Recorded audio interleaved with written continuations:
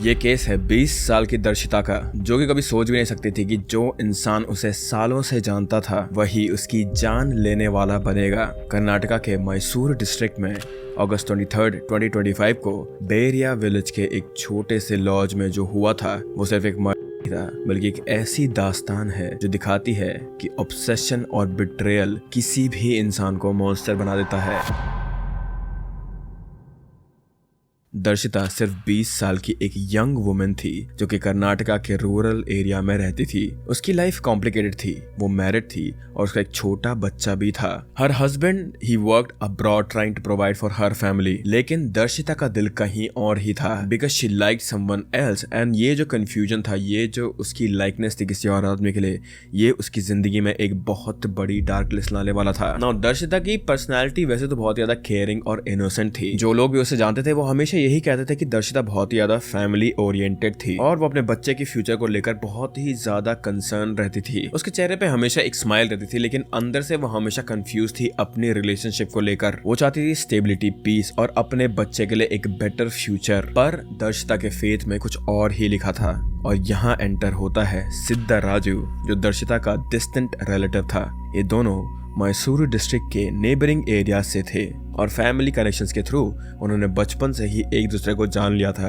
And जो चीज शुरू हुई थी as a simple family connection, simple bonding, वो आगे जाके बहुत ज्यादा कॉम्प्लिकेटेड कनेक्शन में डेवलप होने वाली थी। पुलिस इन्वेस्टिगेशन ये सजेस्ट करती है कि दर्शिता और सिद्धाराजू के बीच एक रिलेशनशिप डेवलप हुआ था ओवर द इयर्स, पर एग्जैक्ट टाइमलाइन और नेचर ऑफ रिलेशनशिप अभी भी इन्वेस्टिगेशन का पार्ट है। जो चीज क्लियर है वो ये है कि सिद्धाराजू he developed intense feeling for दर्शिता, ऐसी फीलिंग्स जो इवेंचुअली ऑब्सेशन में कन्वर्ट हो गए थे। So they were having an extra marital affair. Now some people say कि दर्शिता ने डिसाइड करा था कि वो अपनी मैरिटल लाइफ को लेके बहुत ज्यादा सीरियस होने वाली थी। अब वो अपनी मैरिड लाइफ को एक प्रायोरिटी देने वाली थी और जो उसके एक्स्ट्रा मैरिटल कनेक्शन थे उसको वो अब खत्म करना चाहती थी। लेकिन ये चीज जब उसने सिद्धाराजू को बताई कि वो ये सब कुछ खत्म करना चाहती है तो उसके लिए ये चीज अनबेरेबल हो गई थी। और यहीं से शुरू हुई एक बहुत ही ज्यादा हॉरिफिक प्लानिंग।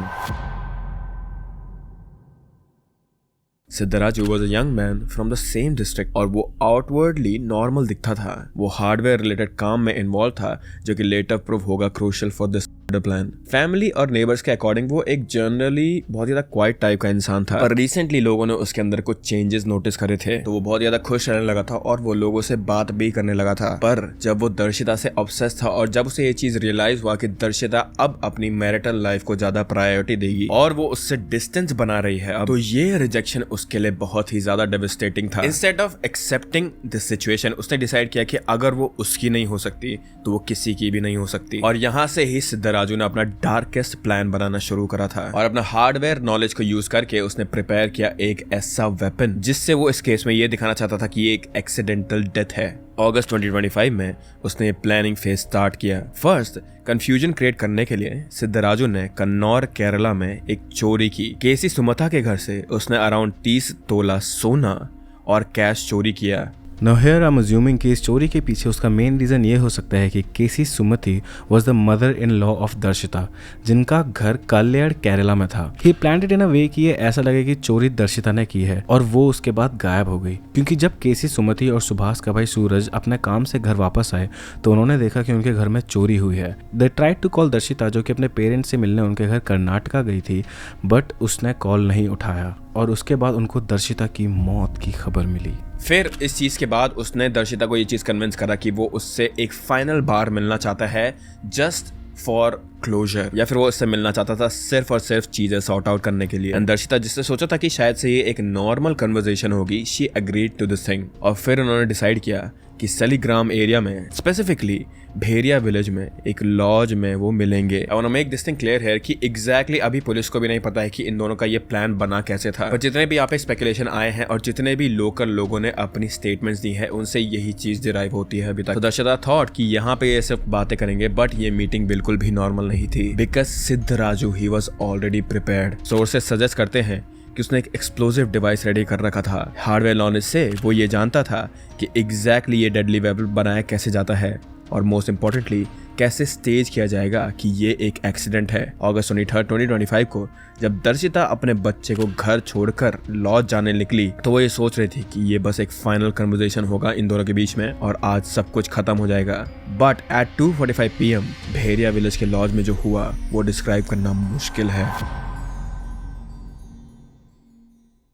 पुलिस इन्वेस्टिगेशन के अकॉर्डिंग इन दोनों के बीच में पहले सच में थोड़ी सी कन्वर्सेशन हुई थी, लेकिन फिर चीजें बहुत ही ज्यादा एस्केलेट हो गई थी और अब वो वायलेंट बन गई थी। इन्वेस्टिगेशन रिवील करती है कि सिद्धराजू ने पहले दर्शिता को फिजिकली ओवरपावर किया। उसने उसके हैंड्स रिस्ट्रेन करे ताकि वो रेजिस्ट ना कर सके। फिर जो हुआ, police describe it as explosive device force into victims mouth. ये सुनने में ही कितना ज्यादा डरावना लग रहा है, सो सोचो कि सिद्धराजू जिसने प्लान बनाया वो कितना ज्यादा डरावना होगा। Different sources mention different technical details. Some say chemical powders, other mention detonator या फिर गिलेटिन स्टिक लाइक सब्सटेंसेस। जो चीज यहाँ पर क्लियर है from forensic reports that is that कि वहां पे एक इंस्टेंट एक्सप्लोजन हुआ था जो कि इमीडिएट डेथ का कारण था और दर्शिता की डेथ वहीं पे ऑन द स्पॉट हो गई थी। पर ये करने के बाद भी सिद्धराजू का प्लान अभी पूरा कंप्लीट नहीं हुआ था। ऐसा करने के बाद उसने इस क्राइम सीन को पूरा का पूरा मैनिपुलेट करा ताकि ये एक एक्सीडेंट लगे। उसने वहां से रोप्स रिमूव करे, पोजीशन चेंज करे और फिर लॉज स्टाफ के सामने जाके ही जस्ट स्टार्टेड शाउटिंग कि यहाँ पे एक फोन ब्लास्ट हुआ है। पर जो लॉज स्टाफ था उसने वहाँ पे क्राइम सीन देखकर उससे भी बहुत ज्यादा सस्पिशन हुआ था क्योंकि मोबाइल का ब्लास्ट इतना बड़ा इम्पैक्ट नहीं दे सकता था। The injuries did not match the typical phone blast की चीज, तो इसीलिए स्टाफ ने तुरंत पुलिस को कॉल कर दिया था वहां पर। और जब पुलिस वहां आई भी तब भी सिद्धराजू यही चीज बोलता रहा कि सर ये एक एक्सीडेंट था, यहाँ पे एक फोन फटा था। लेकिन एक्सपीरियंस क्राइम इन्वेस्टिगेटर्स जो होते हैं उन्हें वहां पे आते ही सीधा पता चल गया था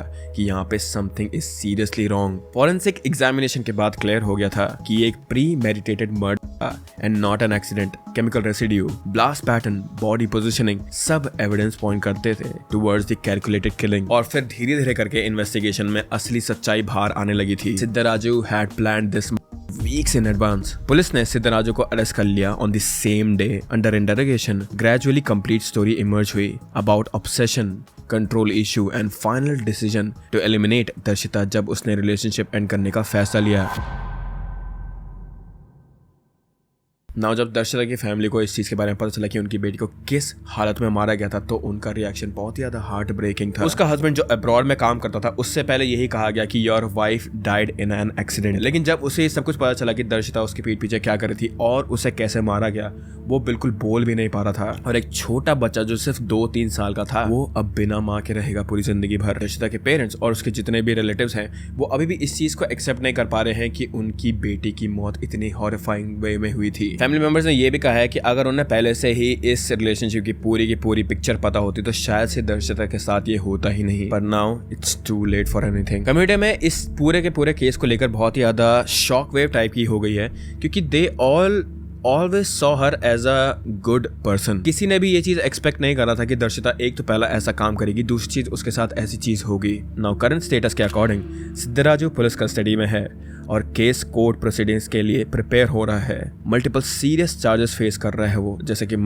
एविडेंस टेम्परिंग, मिसलीडिंग इन्वेस्टिगेशन और potentially other charges as investigation continues. Legal expert suggest कर रहे हैं कि एविडेंस सफिशिएंटली स्ट्रॉन्ग है कन्विक्शन के लिए। Crime scene forensics, witness testimonies, CCTV footage from the lodge area, comprehensive evidences available है prosecution के पास और सिद्धराजू को अभी के लिए पक्का सजा मिलेगी। But with that अभी के लिए ये केस यहीं पे समाप्त होता है guys. And I hope that you guys are happy and healthy और मैं मिलता हूँ तुम लोगों से अब अगले अपलोड में। Bye bye.